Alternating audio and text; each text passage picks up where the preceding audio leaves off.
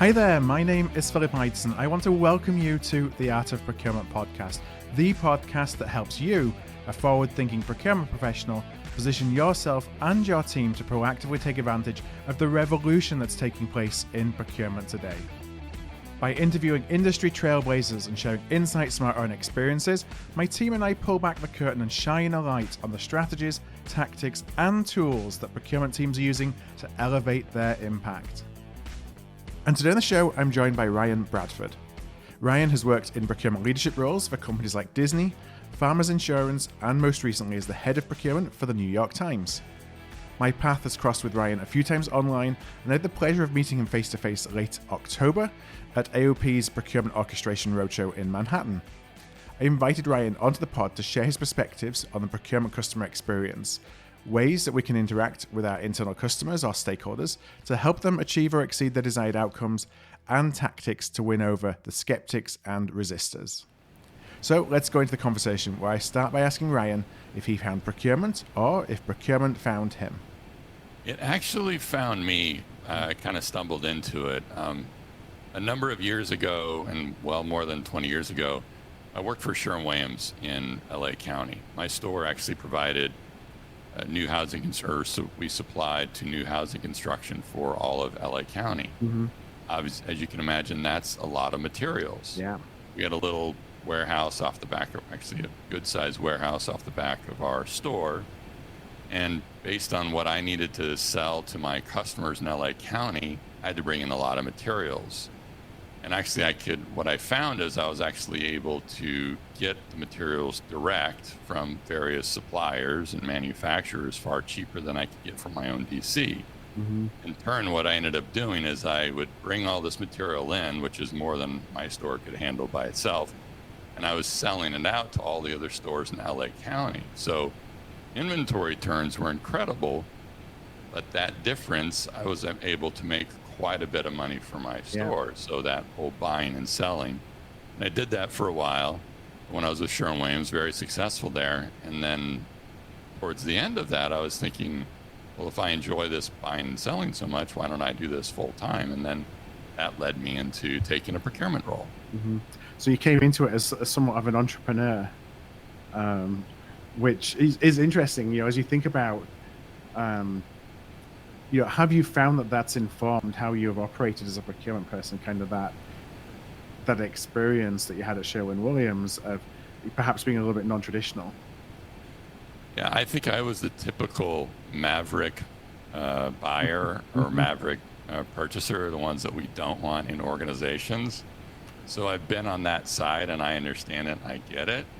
But I was being entrepreneurial on finding different ways to drive value for my organization. And procurement was an area that I could do that. So I think that's kind of where that love started with procurement, and fast forward a number of years later, and here I am. You stuck around. I did.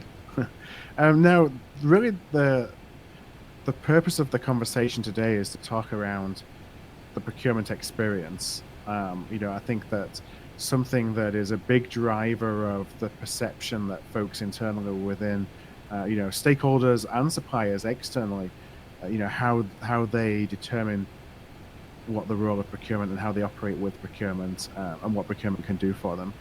How would you define kind of the customer experience in the context of corporate procurement?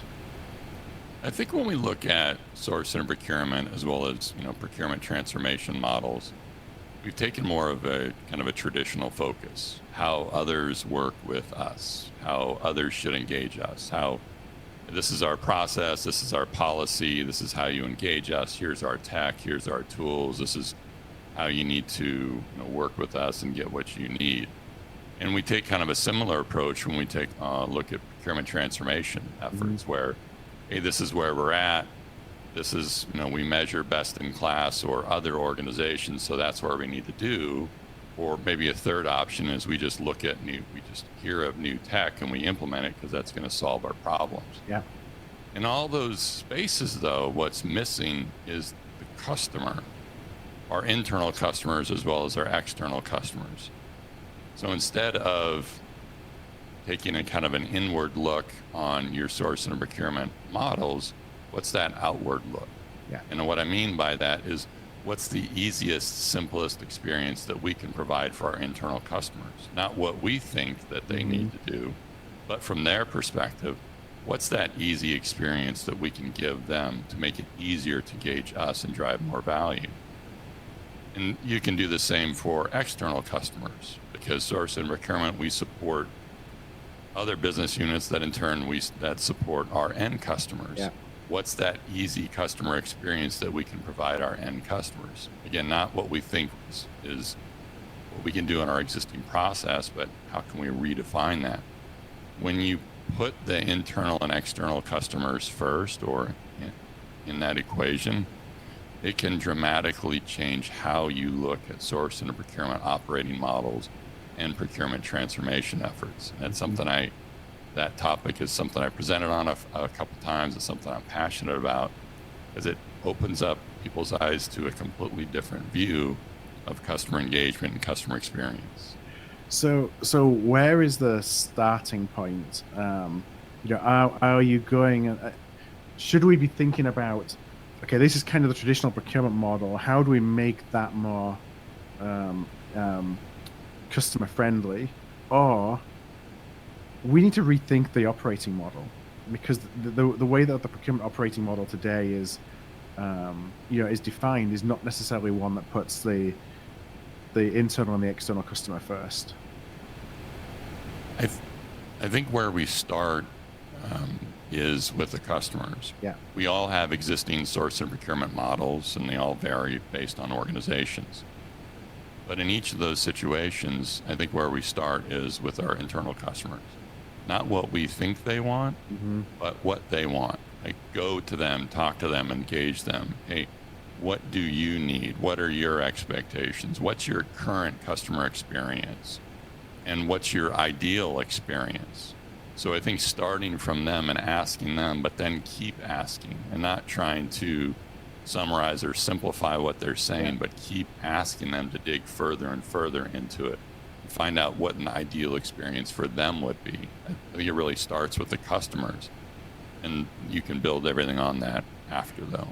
Do you find that it takes a lot of, in some cases, it can take a lot of digging? I like what you say about keep asking and not making assumptions, because in a lot of cases, we've preconditioned stakeholders, customers, to expect something from procurement because that's the only thing they think procurement can do.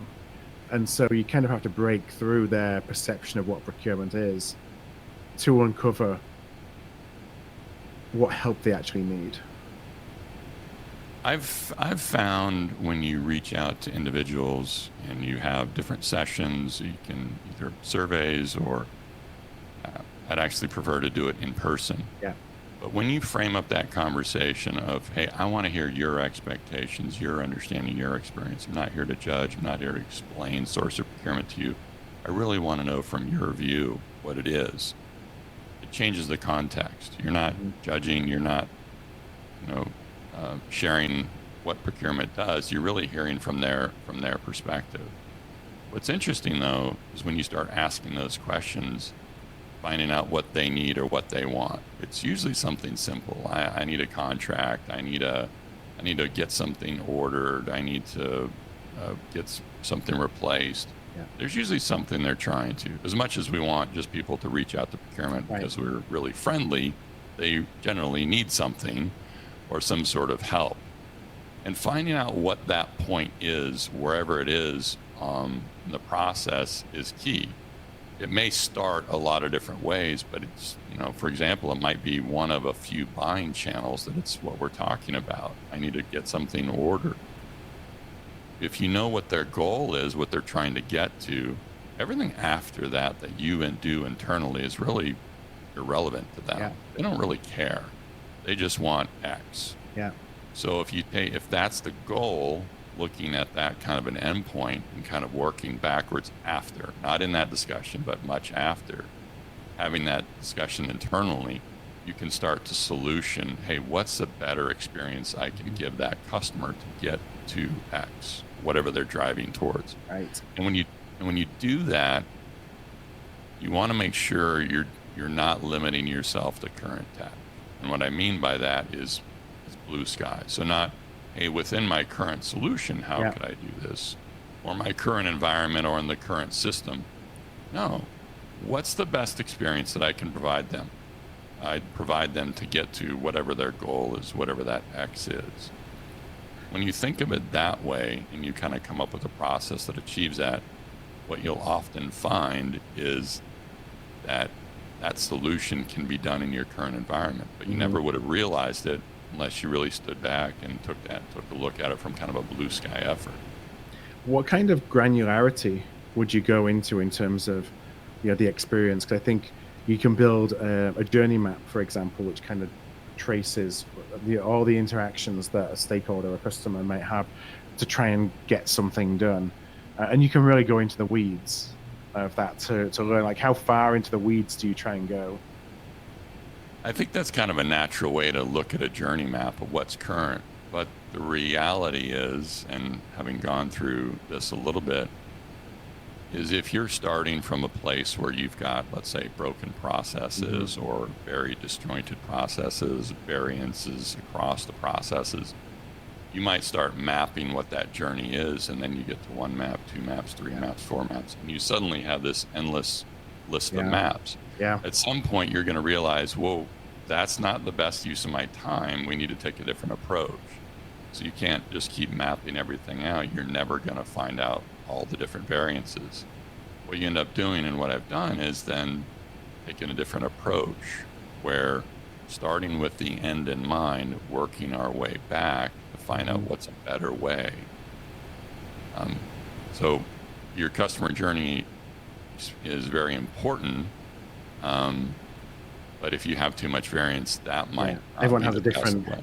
everyone has a different adventure, and you can't map them all out, and then you have too much information probably to know what to do with. And bring your customers along. Yeah. So especially the ones that are key to you or that you can partner with, bring them along in the journey. You're coming up with solutions for them after, of course, you've done a lot of research and got their feedback and so forth. But bring them along in the journey and get their feedback along the way. You might not nail it the first time or the second or the third, but what you'll start to do is kind of tweak it further to something that really works for them. Yeah. Give them that nice, easy experience. Now, I think that we're usually predisposed to want to work on, the big projects, the interesting change things where there's, lots of savings opportunity and what we might class as being, using air quotes, kind of strategic. Do you find a lot of the customer experience is defined by, how they buy the stuff they want to buy all the time that might not be the most strategic in your mind, but is probably the most important in setting perceptions, and that you end up finding that that redefining these processes and this experience is at those, relatively transactional purchases, where it's easy to say, I'm not really worried about that. I want to focus on the strategic stuff.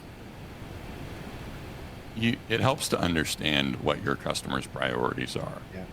If someone's asking for a service and it's very important to them, you can't dismiss them of that. You need to really understand from your customer's perspective what they need and what their wants are here. And those are going to vary. So if you can stay connected to your customers, understand that, keep that kind of a customer focus throughout it, I think that certainly helps. That's why it's so important to engage directly, not just through emails or intake forms, but make sure you're also connecting with your customers and having conversations. That's that collaboration and working with them to understand what their priorities are.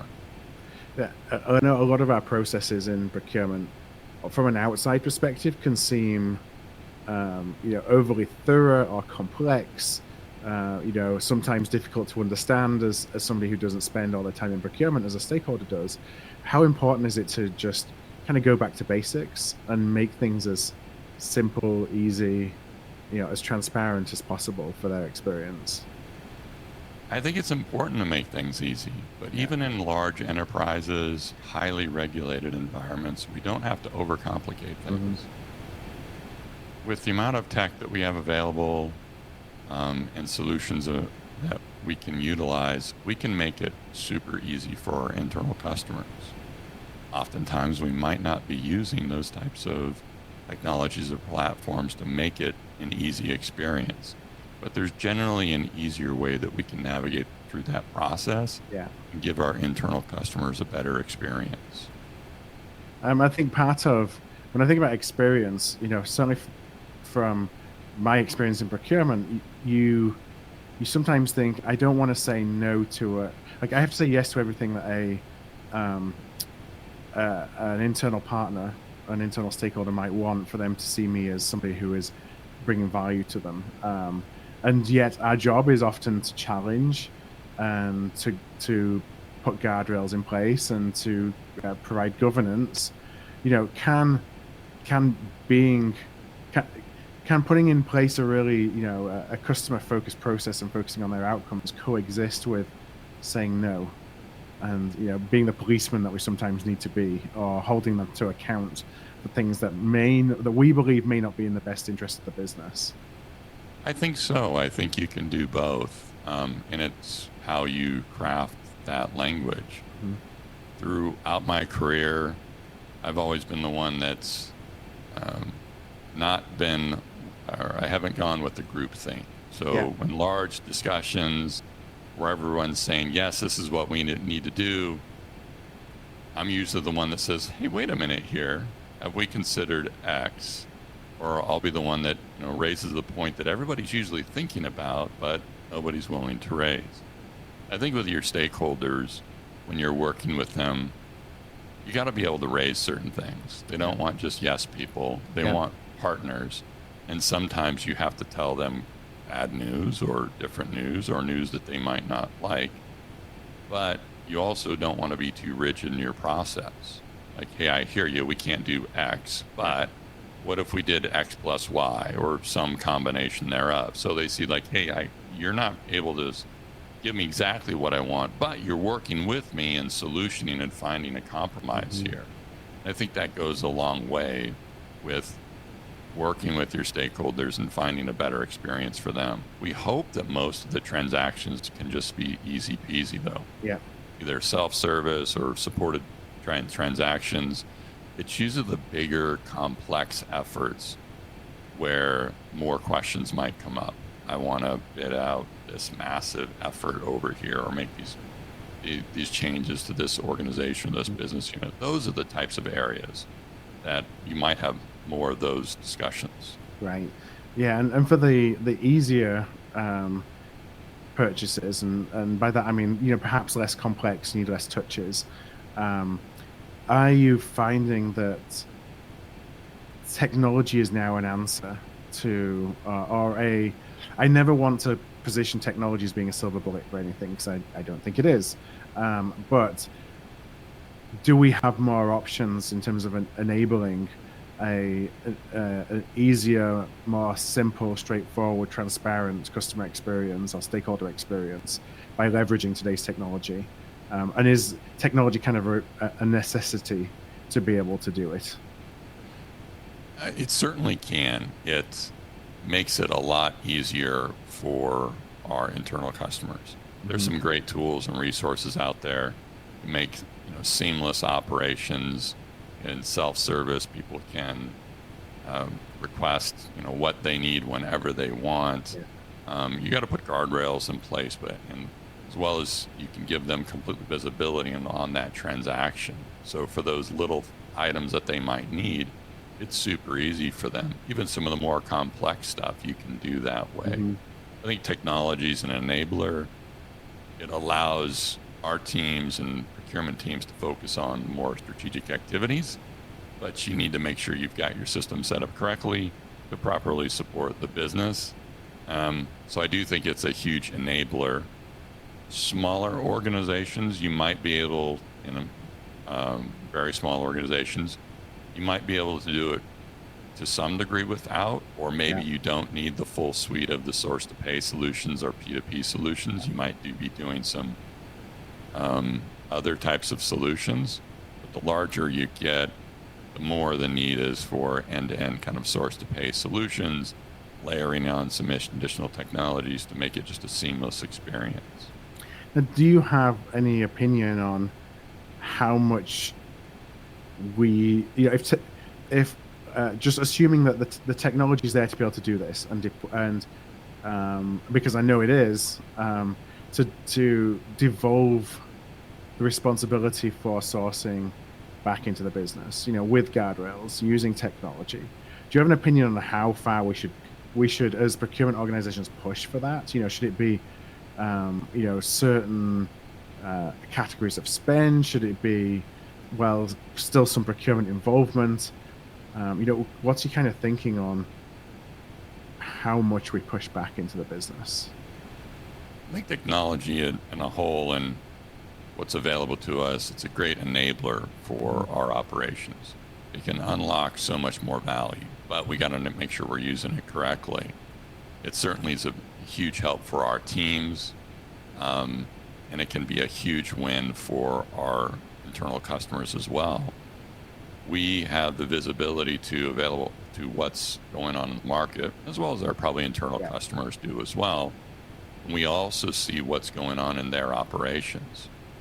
They might be struggling with a particular point, and I see this a lot in the finance space, where there's a lot of organizations, they struggle in some of the finance piece. There are so many great solutions out there that can help in various elements in finance to make it easier for people. So our procurement has visibility to that, and we can make that connection between what's in the marketplace to be what you need and help with some solutions. But I think it's a great enabler to add more value into the business. But when it comes to technology, particularly around AI, I think it's around like two spaces, kind of like a tactical effort, and then more of your strategic kind of AI. It's not a one size fits all, Right. but there's different solutions that'll fit into the organization. Yeah, it's gonna be interesting to see how that evolves. As we're finally kind of fulfilling on the promise of guided buying. I think with the new kind of generation of technology products, so we can have it fully devolved. We can have automated and semi-automated sourcing. Procurement will be well served to embrace that, but there's obviously we don't want to necessarily fully devolve everything back into the business, because of those areas where they do really require a lot more of some of the procurement kind of fundamentals that we're able to bring to the table versus just running something through an automated process.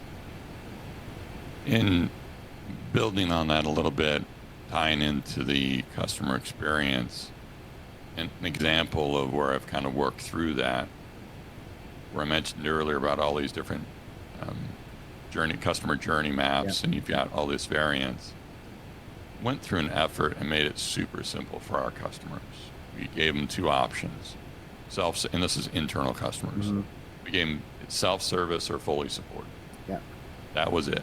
And it's kind of like, I'm going to use my phone, and I'm going to go hop on the bus, or excuse me, I'm going to get in my car and drive somewhere. So I just put on Google Maps and I use the app. I never had training on it.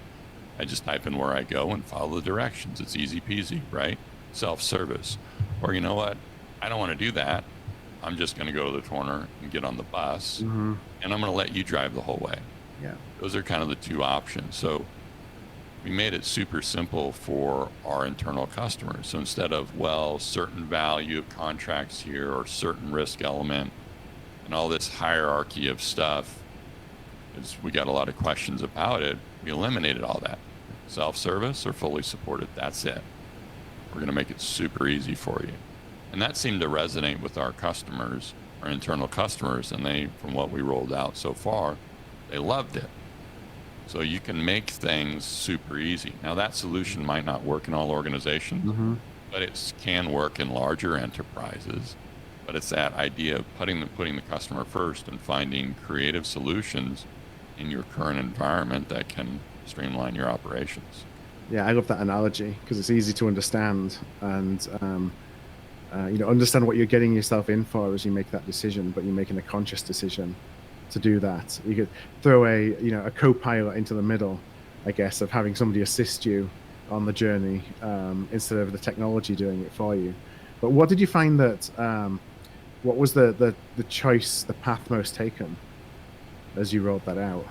It depended on the transactions. Mm-hmm. We wanted to make it super easy for simple transactions, but the ones that would require, let's say, more involvement, those are the fully supported. So in that bus analogy where you get on the bus in the start, legal might hop on the bus for a couple stops, maybe risk might hop on for a couple stops, maybe a couple other stakeholders along the way, but ultimately we're just driving the bus, and then we're going to let you know when we're done. Yeah, and you can do some work while you can do some other work while you sat there. Yeah, we're going to tell you where we're going, the direction we're heading. We're going to keep you, let you know what's coming up, but we're driving it, and we're going to help you along the way. And finally, I just want to ask about finance. So finance and the procurement finance relationship, obviously very important. Finance requires controls for very good reasons on, who's buying what, when they're buying it, how much they're buying it for. How have you found to work to bring finance into this discussion of, well, we want to focus on this experience, we want to bring simplicity to process, we want to make it easier for people to transact, while balancing the need to obviously not make it too easy that they are spending irresponsibly?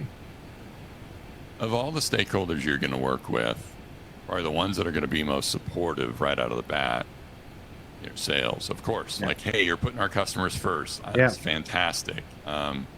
Your marketing teams, your internal customers, those are going to probably be the most supportive. As you kind of go down that list of those stakeholder groups, the one that's going to be the least excited right out of the gate, what I found is finance. Why? Mm-hmm. Like, well, this sounds good, Ryan, but until I see some numbers, or I'm not seeing the value yet. But once you start producing them, that value, they're like, oh, okay, now I get it. Now I'm supported. Mm-hmm. So right out of the gate, they might not be over the moon about a different perspective, but you can bring them along in the process, and they'll be great advocates to help you. Because in source of procurement, you're working with people across the organization. It's finance, it's the stakeholders, it's legal, it's written, all these different areas. And finance is a critical function that you need to make sure you're partnering with along this journey. Mm-hmm. Do you usually find that would be somebody in FP&A or even going up to the CFO? Like, what level of, and I know it differs by different company size, but generally speaking, what kind of finance stakeholder would you want to bring along for the journey? I think it's going to depend on the organization. It might be more FP&A. You might have different finance roles, certainly someone at probably equivalent level on the organization, or it might be a lot of them. You might bring several of them along in the journey. I don't think I've got a great answer for that because it does vary so much. Depending on how your organization is structured and the role that finance plays in it.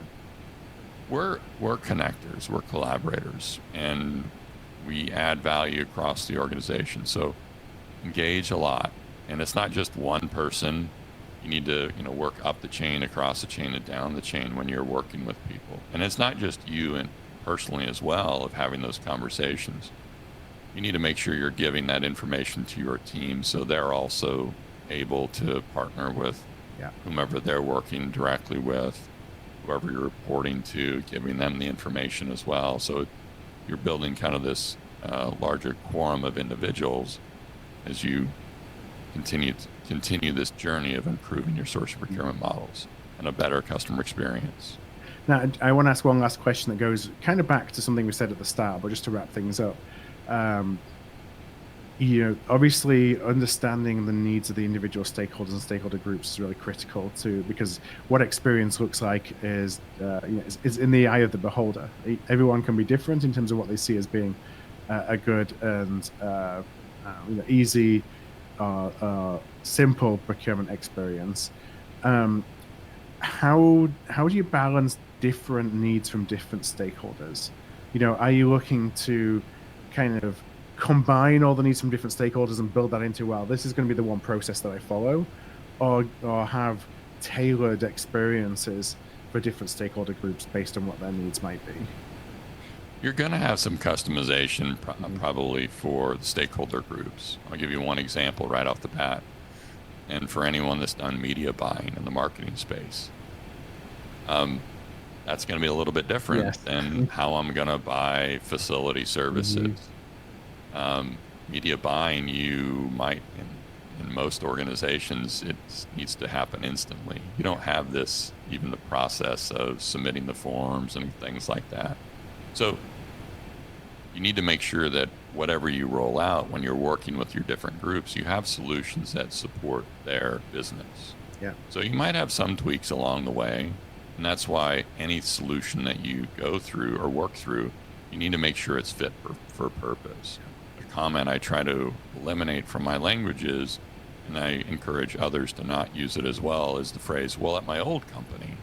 Anytime you start with, well, at my old company, yeah, it was your old company. You're not at your old company. You're here.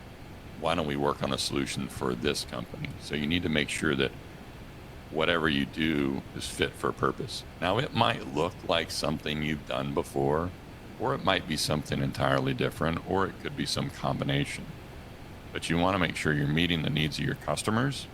And if you give them a solution that is too standardized, that it fits some customers, that it doesn't fit others, because you want one process and everybody's got to follow the same path, it's not going to be a win. So you need to make sure you have enough flexibility to do that. And with today's technology, with systems that are available, you can add that.